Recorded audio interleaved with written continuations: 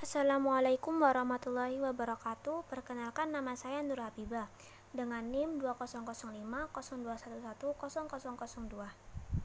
Saya di sini akan mempresentasikan tentang pasar oligopoli. Definisi pasar oligopoli.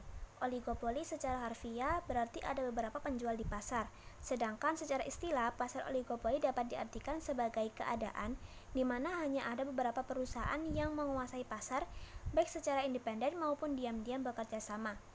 Definisi lain dari pasar oligopoli adalah salah satu bentuk persaingan pasar yang mana didominasi oleh beberapa produsen atau penjual dalam satu wilayah area.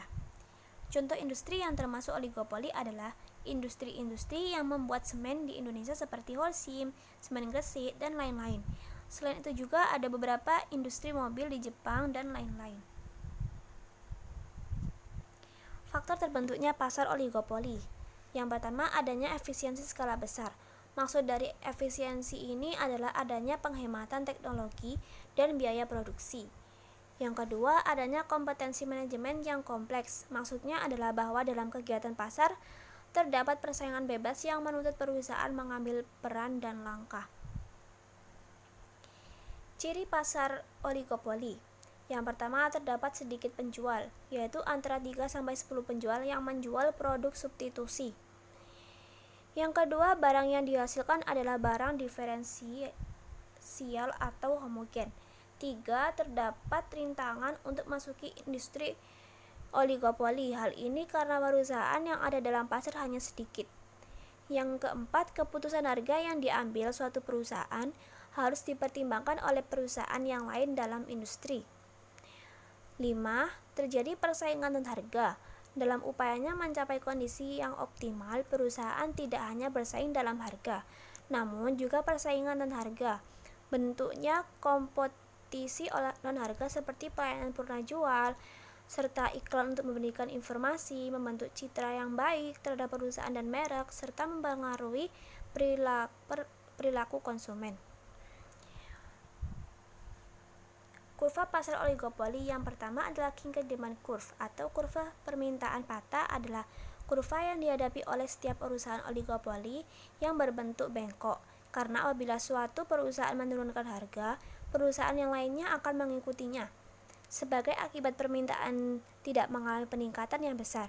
Dengan demikian, di dalam pasar oligopoli, penurunan harga dari suatu perusahaan cenderung akan diikuti oleh perusahaan yang lainnya agar mereka tidak kehilangan pelanggan, dan juga sebaliknya.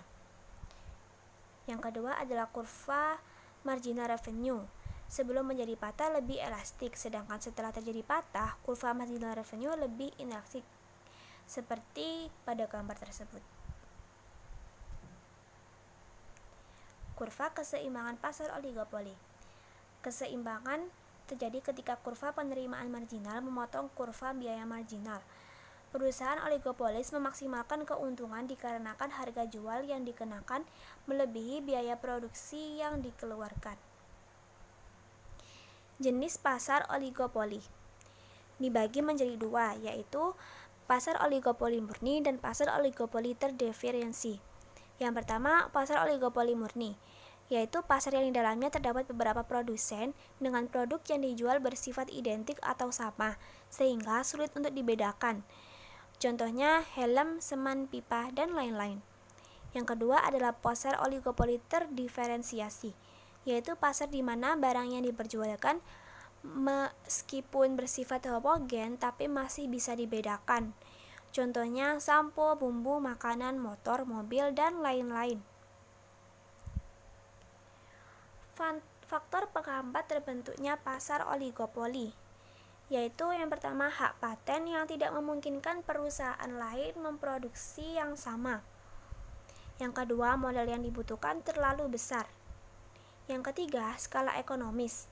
Makin rendah biaya per unit produksi sehingga harga jual bisa semakin rendah. Jika terdapat permintaan tambahan, mereka memiliki kesempatan yang lebih besar untuk merebut penambahan tersebut sehingga mereka semakin menguasai pasar. Yang keempat, perusahaan lama telah terkenal sehingga sulit untuk tersaingi karena mereka lebih terkenal. Yang kelima adalah ongkos produksi yang berbeda antar perusahaan. Hubungan antar perusahaan dalam pasar oligopoli. Yang pertama, oligopoli dengan kesepakatan atau kolusif oligopoli, yaitu kesepakatan antar perusahaan dalam pasar oligopoli biasanya berupa kesepakatan harga dan produksi. Kesepakatan ini biasanya disebut sebagai kolusi atau kartel.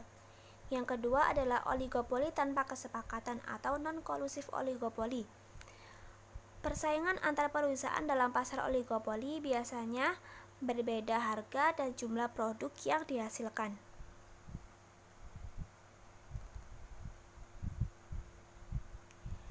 Kelebihan pasar oligopoli.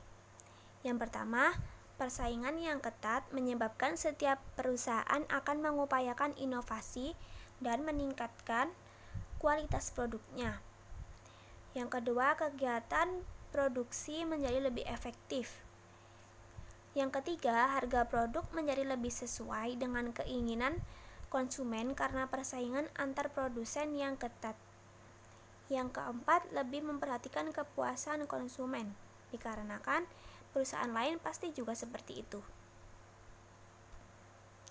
Kelemahan pasar oligopoli. Yang pertama, produsen baru sulit untuk masuk ke pasar sehingga pertumbuhan ekonomi cenderung terlambat. Yang kedua, sering terjadi perang harga antar produsen.